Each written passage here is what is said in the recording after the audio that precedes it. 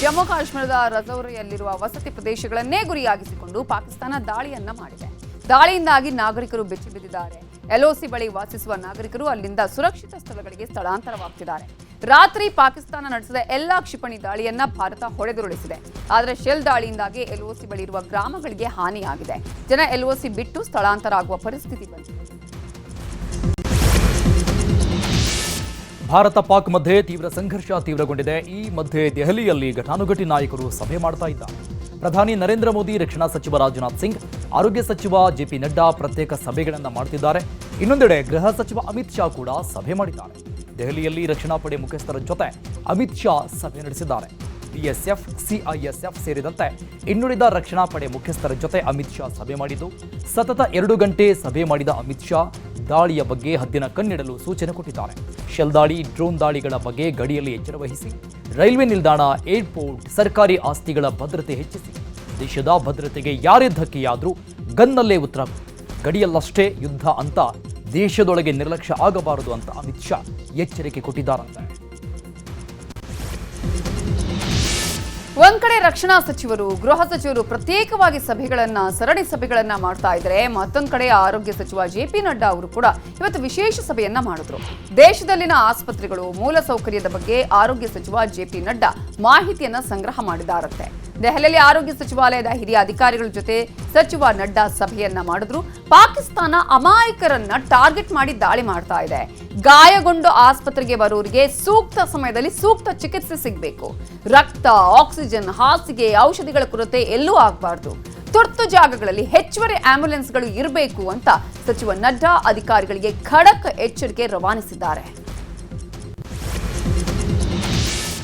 ಯುದ್ಧದ ಕುರಿತಂತೆ ಮಾಜಿ ರಕ್ಷಣಾ ಮಂತ್ರಿ ಎಕೆ ಆಂಟನಿ ಮಾತನಾಡಿ, ಗಡಿ ಭಾಗದಲ್ಲಿ ಯುದ್ಧದ ಕಾರ್ಮೋಡ ಆವರಿಸಿದೆ.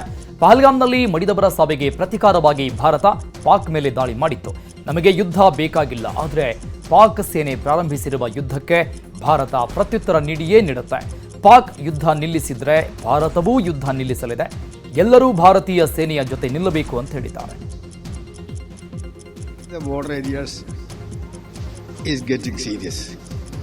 India consciously retaliated to do justice to the innocent tourists who sacrificed their life.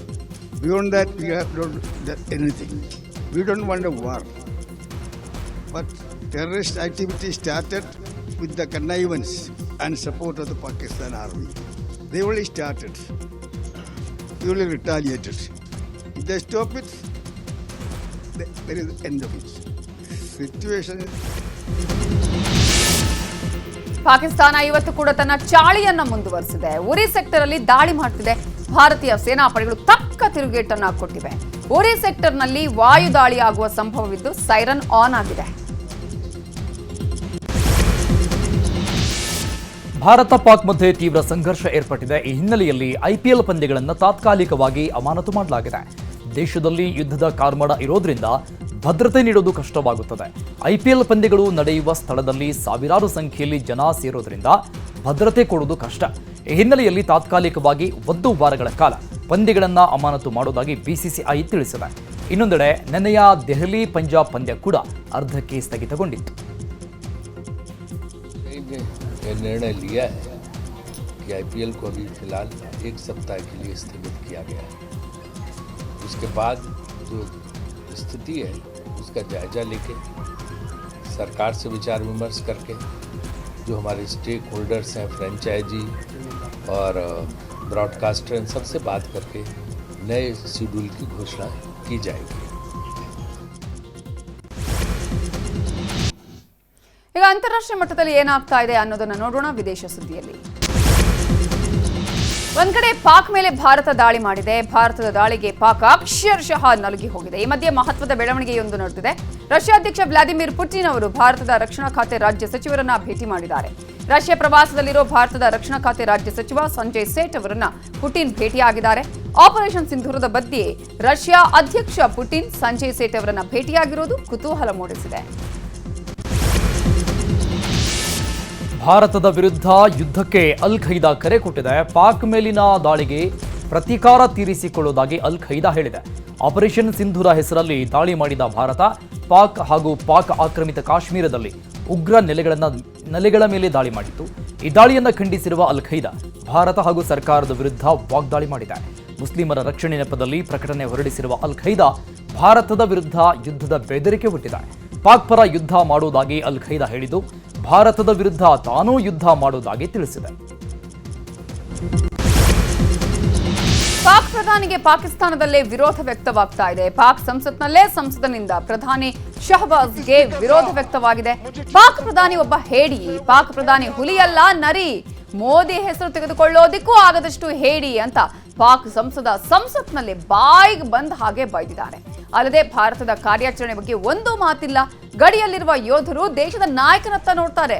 ಅವರ ಧೈರ್ಯಕ್ಕೆ ದೇಶದ ನಾಯಕ ಕನ್ನಡಿ ಇದ್ದ ಹಾಗೆ. ನಾಯಕ ಹೇಡಿಯಾಗಿದ್ದು ಮೋದಿ ಹೆಸರನ್ನೂ ತೆಗೆದುಕೊಳ್ಳಲಾಗ್ತಿಲ್ಲ ಅಂತ ಅಂದ್ರೆ ಆತ ಇನ್ನೇನು ಧೈರ್ಯ ತುಂಬೋದಕ್ಕೆ ಸಾಧ್ಯ ಅಂತ ತರಾಟೆಗೆ ತೆಗೆದುಕೊಂಡಿದ್ದಾರೆ. वो इंडिया के इन मामलात के ऊपर एक स्टेटमेंट नहीं आई. जनाब डिप्टी स्पीकर साहब, मुझे टीपू सुल्तान के वो एक कॉल याद आ रहा है कि अगर एक लश्कर जिसका सरदार शेर हो और उसके साथ लश्कर में गीदड़ हो तो वो शेरों की तरह लड़ते हैं. अगर शेरों का लश्कर उसका सरदार गीदड़ हो तो वो नहीं लड़ सकते, वो जंगे हार लेते हैं. इस वक्त बॉर्डर पे खड़ा वो फौजी जो हमसे तवक्को रखता है कि हमारा लीडर जो कौमी लीडर होता है या जो वजीर आजम होता है वो आईना होता है, वो फेस होता है, उसकी तवक्को है कि हमारी सियासी क़यादत वो दलेरी के साथ मुकाबला करेगी. ಪಾಕಿಸ್ತಾನ ಹಾಗೂ ಚೀನಾಗೆ ಬಲೂಚಿಸ್ತಾನ ಯೋಧರು ವಾರ್ನಿಂಗ್ ಕೊಟ್ಟಿದ್ದಾರೆ. ಬಲೂಚಿಸ್ತಾನ ಸ್ವತಂತ್ರ ರಾಷ್ಟ್ರವಾಗಲಿದೆ.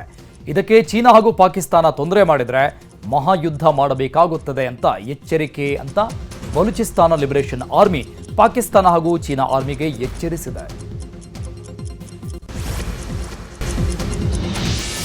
ಗಡಿ ರಾಜ್ಯಗಳಲ್ಲಿ ಯುದ್ಧದ ಕಾರ್ಮೋಡ ಜೋರಾಗಿದೆ. ಗಡಿ ಭಾಗದಲ್ಲಿ ಹೈ ಅಲರ್ಟ್ ಇರುವಂತೆ ಸರ್ಕಾರ ತಿಳಿಸಿದೆ. ಈ ಮಧ್ಯೆ ಪ್ರಧಾನಿ ನರೇಂದ್ರ ಮೋದಿ ಗಡಿ ರಾಜ್ಯದ ಸಿಎಂಗಳ ಜೊತೆ ಹೈ ವೋಲ್ಟೇಜ್ ಸಭೆ ನಡೆಸಿದ್ದಾರೆ. ಗಡಿಯಲ್ಲಿನ ಸ್ಥಿತಿಗತಿ ಹಾಗೂ ಭದ್ರತೆ ಕುರಿತಂತೆ ಪ್ರಧಾನಿ ಮೋದಿ ಸಿಎಂಗಳಿಂದ ಮಾಹಿತಿ ಪಡೆದಿದ್ದಾರೆ. ಗುಜರಾತ್, ರಾಜಸ್ಥಾನ ಸೇರಿದಂತೆ ಅನೇಕ ರಾಜ್ಯಗಳ ಸಿಎಂಗಳ ಜೊತೆ ಮಾತನಾಡಿದ ಪ್ರಧಾನಿ ಮೋದಿ ಸಿಎಂಗಳಿಂದಲೇ ಪರಿಸ್ಥಿತಿ ಕುರಿತು ಮಾಹಿತಿಯನ್ನು ಪಡೆದುಕೊಂಡಿದ್ದಾರೆ. ಏನೇ ಆದರೂ ಎಲ್ಲದಕ್ಕೂ ಸನ್ನದ್ಧರಾಗಿರುವಂತೆ ಪ್ರಧಾನಿ ಮೋದಿ ಸೂಚನೆ ಕೊಟ್ಟಿದ್ದಾರಂತೆ. ಇನ್ನು ಪ್ರಧಾನಿ ನರೇಂದ್ರ ಮೋದಿ ನಿವಾಸದಲ್ಲಿ 3 ಸೇನಾಪಡೆಗಳ ಮುಖ್ಯಸ್ಥರ ಜೊತೆಗೆ ಸಭೆ ನಡೆಸಲಾಗುತ್ತಿದ್ದು, ಇದೀಗ ರಕ್ಷಣಾ ಮಂತ್ರಿ ರಾಜನಾಥ್ ಸಿಂಗ್ ಕೂಡ ಪ್ರಧಾನಿ ನಿವಾಸಕ್ಕೆ ಬಂದಿದ್ದಾರೆ. ಮುಂದಿನ ಕಾರ್ಯಾಚರಣೆ ಬಗ್ಗೆ ಚರ್ಚೆ ಮಾಡಲಾಗ್ತಾ ಇದೆ.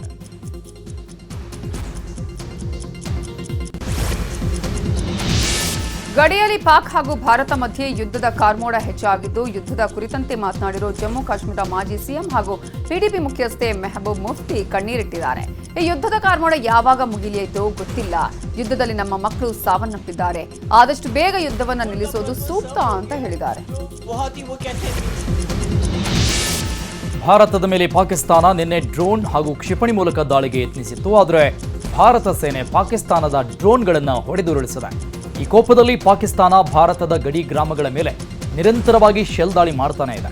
ಈ ಹಿನ್ನೆಲೆ ಇಂದು ಜಮ್ಮು ಕಾಶ್ಮೀರ ಸಿಎಂ ಒಮರ್ ಅಬ್ದುಲ್ಲಾ ಜಮ್ಮುವಿಗೆ ತೆರಳಿ ಪಾಕ್ ದಾಳಿ ನಡೆಸಿದ ಸ್ಥಳಗಳನ್ನು ಪರಿಶೀಲಿಸಿದರು. ಜೊತೆಗೆ ಆಸ್ಪತ್ರೆಗೂ ಹೋಗಿ ಗುಂಡಿನ ದಾಳಿಯಲ್ಲಿ ಗಾಯಗೊಂಡವರಿಗೆ ಸಾಂತ್ವನ ಹೇಳಿದರು. ಇನ್ನು ಜಮ್ಮು ಕಾಶ್ಮೀರದ lieutenant general governor Manoj Sinha ಉರಿ ಸೆಕ್ಟರ್ಗೆ ತೆರಳಿದ್ರು. ಇಲ್ಲೂ ಕೂಡ ಪಾಕಿಸ್ತಾನ ಅಪ್ರಚೋದಿತ ಗುಂಡಿನ ದಾಳಿ ನಡೆಸಿದೆ. ಈ ಹಿನ್ನೆಲೆಯಲ್ಲಿ ಉರಿ ಸೆಕ್ಟರ್ಗೆ ತೆರಳಿ ಮನೋಜ್ ಸಿನ್ಹಾ ಪರಿಶೀಲಿಸಿದರು. ಭಾರತ ಪಾಕಿಸ್ತಾನ ಮಧ್ಯೆ ಯುದ್ಧದ ಕಾರ್ಮೋಡ ಕವಿದಿದೆ. ಈ ಸಂದರ್ಭದಲ್ಲಿ ನಾವೆಲ್ಲರೂ ಒಗ್ಗಟ್ಟಾಗಿರಬೇಕು ಅಂತ ಪಂಜಾಬ್ ಸಿಎಂ ಭಗವಂತ್ ಮಾನ್ ಹೇಳಿದ್ದಾರೆ. ಕ್ಯಾಬಿನೆಟ್ ಸಭೆ ಬಳಿಕ ಮಾತನಾಡಿರೋ ಅವರು, ಯುದ್ಧದಲ್ಲಿ ಪಂಜಾಬ್ನ ನಾಗರಿಕರು ಗಾಯಾಳುಗಳಾದಲ್ಲಿ ಅವರ ಆಸ್ಪತ್ರೆಯ ವೆಚ್ಚವನ್ನು ಸರ್ಕಾರ ಭರಿಸುವ ನಿರ್ಧಾರ ಮಾಡಿದೆ ಅಂತ ಹೇಳಿದ್ರು. ಪಂಜಾಬ್ ಗಡಿಯಲ್ಲಿ ಆಂಟಿ ಡ್ರೋನ್ ಸಿಸ್ಟಮ್ ಅನ್ನು ಅಳವಡಿಸುವುದಕ್ಕೂ ನಿರ್ಧಾರ ಮಾಡಿದ್ದೇವೆ ಅಂತ ಹೇಳಿದ್ರು. ಭಾರತ ಪಾಕಿಸ್ತಾನ ಯುದ್ಧದ ಬಗ್ಗೆ ಕಾಂಗ್ರೆಸ್ ನಾಯಕರು ಪ್ರತಿಕ್ರಿಯಿಸಿದ್ದಾರೆ. ಪಾಕಿಸ್ತಾನಕ್ಕೆ ಭಾರತೀಯ ಸೇನೆ ತಕ್ಕ ಉತ್ತರ ನೀಡ್ತಾ ಇದೆ ಅಂತ ಹೇಳಿದರು. ಇನ್ನು ಪರಮೇಶ್ವರ್ ಮಾತನಾಡಿ ಡ್ಯಾಮ್ ಏರ್ಪೋರ್ಟ್ಗೆ ಭದ್ರತೆ ನೀಡಲಾಗಿದೆ ಅಂತ ತಿಳಿಸಿದರು. ರಾಜ್ಯದಲ್ಲಿ ಏನಾಗ್ತಾ ಇದೆ ಅನ್ನೋದನ್ನು ನೋಡೋಣ. ರಾಜ್ಯಸಭೆಯಲ್ಲಿ ಶತ್ರು ರಾಷ್ಟ್ರ ಪಾಕಿಸ್ತಾನದ ವಿರುದ್ಧ ದಾಳಿಗೆ ಭಾರತೀಯ ಯೋಧರನ್ನ ಬೆಂಬಲಿಸುವ ಸಲುವಾಗಿ ಇವತ್ತು ಕಾಂಗ್ರೆಸ್ನಿಂದ ತಿರಂಗಾ ಯಾತ್ರೆ ನಡೆಯಿತು. ಬೆಂಗಳೂರಿನ ಕೆಆರ್ ಸರ್ಕಲ್ನಿಂದ ಕೆಎಸ್ಸಿಎ ಸರ್ಕಲ್ವರೆಗೂ ತಿರಂಗಾ ಯಾತ್ರೆಯನ್ನ ಮಾಡಲಾಯಿತು. ಸಿಎಂ ಸಿದ್ದರಾಮಯ್ಯ, ಡಿಸಿಎಂ ಡಿಕೆ ಶಿವಕುಮಾರ್, ಗೃಹ ಸಚಿವ ಡಾಕ್ಟರ್ ಜಿ ಪರಮೇಶ್ವರ್ ಸೇರಿದಂತೆ ಶಾಸಕರು, ಸಚಿವರು ಈ ಯಾತ್ರೆಯಲ್ಲಿ ಭಾಗಿಯಾಗಿದ್ದರು. ಪಾಕ್ಗೆ ಧಿಕ್ಕಾರ, ಸೈನಿಕರಿಗೆ ಜೈಕಾರ ಹಾಕುತ್ತಾ ಬಾವುಟವನ್ನ ಹಿಡಿದು ಹೆಜ್ಜೆ ಹಾಕಿದ್ರು. ತಿರಂಗಾ ಯಾತ್ರೆಯಲ್ಲಿ ಮಾತನಾಡಿರೋ ಕಾಂಗ್ರೆಸ್ ನಾಯಕರು ನಾವೆಲ್ಲರೂ ದೇಶದ ಜೊತೆಗಿದ್ದೇವೆ ಅನ್ನುವ ಸಂದೇಶ ಸಾರಿದರು. ಪಾಕ್ ವಿರುದ್ಧ ಆಪರೇಷನ್ ಸಿಂಧೂರ ಕಾರ್ಯಾಚರಣೆ ಹಿನ್ನೆಲೆಯಲ್ಲಿ ಆಶೀರ್ವಾದದ ರೂಪದಲ್ಲಿ ಸೇನೆಗೆ 10 ಲಕ್ಷ ರೂಪಾಯಿ ಚೆಕ್ ಹಸ್ತಾಂತರಿಸಲಾಗಿದೆ. ಹೊರನಾಡು ಅನ್ನಪೂರ್ಣೇಶ್ವರಿ ದೇವಾಲಯದ ವತಿಯಿಂದ ಕೇಂದ್ರ ಸಚಿವ ಗಜೇಂದ್ರ ಸಿಂಗ್ ಶೇಖಾವತ್ಗೆ ಚೆಕ್ ಹಸ್ತಾಂತರ ಮಾಡಲಾಗಿದೆ. 10 ಲಕ್ಷ ರೂಪಾಯಿ ಚೆಕ್ ನೀಡಿ ಭಾರತೀಯ ಸೇನೆಗೆ ಜಯ ಸಿಗಲಿ ಅಂತ ಪ್ರಾರ್ಥನೆ ಮಾಡಲಾಗಿದೆ. ಹರಿಹರಪುರ ಮಠದ ಶ್ರೀ ರಾಜ್ಯಪಾಲ ಥಾವರ್ಚಂದ್ ಗೆಹ್ಲೋಟ್ ಅವರಿಗೆ ಅವರ ಸಮ್ಮುಖದಲ್ಲಿ ಚೆಕ್ ಹಸ್ತಾಂತರಿಸಿದರು. ಭಾರತ ಪಾಕಿಸ್ತಾನ ಯುದ್ಧದ ಬಗ್ಗೆ ಕಾಂಗ್ರೆಸ್ ನಾಯಕರು ಪ್ರತಿಕ್ರಿಯಿಸಿದ್ದಾರೆ. ಪಾಕಿಸ್ತಾನಕ್ಕೆ ಭಾರತೀಯ ಸೇನೆ ತಕ್ಕ ಉತ್ತರವನ್ನ ಕೊಡ್ತಾ ಇದೆ ಅಂತ ಹೇಳಿದ್ದಾರೆ. ಇನ್ನು ಪರಮೇಶ್ವರ್ ಮಾತನಾಡಿ ಡ್ಯಾಂ, ಏರ್ಪೋರ್ಟ್ಗೆ ಭದ್ರತೆಯನ್ನ ನೀಡಲಾಗಿದೆ ಅಂತ ಹೇಳಿದರು. ಕೆಪಾಸಿಟಿ ಇದೆ, ಭಾರತ ಎಲ್ಲ ನಡೆಸುವಂತ ಕೆಪಾಸಿಟಿ ಇದೆ. ಅರ್ಥ ಆಯ್ತಾ? ಇವತ್ತು ಪಾಕಿಸ್ತಾನ್ಗೆ ಏನು ಉತ್ತರ ಕೊಡಬೇಕು ನಮ್ಮವ್ರು ಕೊಡ್ತಾ ಇದ್ದಾರೆ. So we are very proud that India is doing all its best, especially our armed forces. They are trying to keep our flags very high. So we want all the Indians of this country to be united, fight, support on all these issues. ಭಾರತದಾದ್ಯಂತ operation ಸಿಂಧೂರಕ್ಕೆ ಶ್ಲಾಘನೆ ವ್ಯಕ್ತವಾದರೆ ಇತ್ತ ದಕ್ಷಿಣ ಕನ್ನಡ ಮೂಲದ ವಿದ್ಯಾರ್ಥಿನಿಯೊಬ್ಬಳು ಸಾಮಾಜಿಕ ಜಾಲತಾಣದಲ್ಲಿ ವಿವಾದಾತ್ಮಕ post ಹಾಕಿದ್ದಾಳೆ. Belalu ಮೂಲದ ವಿದ್ಯಾರ್ಥಿನಿ ರೇಷ್ಮಾ ಎಂಬಾಕೆ ಧಿಕ್ಕಾರ ಆಪರೇಷನ್ ಸಿಂಧೂರ ಅಂತ ಪೋಸ್ಟ್ ಮಾಡಿದ್ದಾಳೆ. ಸದ್ಯ ವಿವಾದ ಆಗ್ತಾ ಇದ್ದಂಗೆ ಎಚ್ಚೆತ್ತುಕೊಂಡ ವಿದ್ಯಾರ್ಥಿನಿ ಭಾರತದ ಮೇಲೆ ಭಯೋತ್ಪಾದನೆಯ ಕರಿನೆರಳು ಬೀಳದಿರಲಿ, ಶಾಂತಿ ಸೌಹಾರ್ದ ನೆಲೆಸಲಿ, ಭಯೋತ್ಪಾದನೆ ನಿರ್ಮೂಲನೆಯಾಗಲಿ ಅನ್ನೋದಷ್ಟೇ ನನ್ನ ಉದ್ದೇಶ ಅಂತ ಸ್ಪಷ್ಟೀಕರಣ ಕೊಟ್ಟಿದ್ದಾಳೆ. ಆಪರೇಷನ್ ಸಿಂಧೂರ ಕಾರ್ಯಾಚರಣೆ ಹಿನ್ನೆಲೆ ಭಾರತೀಯ ಯೋಧರಿಗೆ ಬಲ ನೀಡುವಂತೆ ಯಾದಗಿರಿಯ ಹಜರತ್ ಸೈಯದ್ ಮಾನಶಾವಲಿ ಖಾದ್ರಿ ದರ್ಗಾದಲ್ಲಿ ಮುಸ್ಲಿಮರು ಪ್ರಾರ್ಥನೆ ಮಾಡಿದ್ದಾರೆ. ಪಾಕ್ ವಿರುದ್ಧ ನಮ್ಮ ಸೈನಿಕರ ಹೋರಾಟ ಯಶಸ್ವಿಯಾಗಲಿ ಅಂತ ಸಾಮೂಹಿಕ ಪ್ರಾರ್ಥನೆಯನ್ನ ಮಾಡಿದ್ದಾರೆ. ಹಾಗೆಯೇ ಕೊಪ್ಪಳದ ದೇವರಾಜ ಅರಸು ಕಾಲೋನಿಯ ಮರ್ದಾನ ಗೈಬ್ ದರ್ಗಾದಲ್ಲೂ ದೇಶದ ಸೈನಿಕರಿಗೆ ಆತ್ಮಸ್ಥೈರ್ಯ ತುಂಬೋದಕ್ಕೆ ಪ್ರಾರ್ಥನೆ ಮಾಡಲಾಗಿದೆ. ದರ್ಗಾಕ್ಕೆ ಹೂವಿನ ಚಾದರ ಅರ್ಪಿಸಿ ಭಾರತ ಸೇನೆ ಜಯಗಳಿಸಲಿ ಅಂತ ಪ್ರಾರ್ಥಿಸಿದ್ದಾರೆ.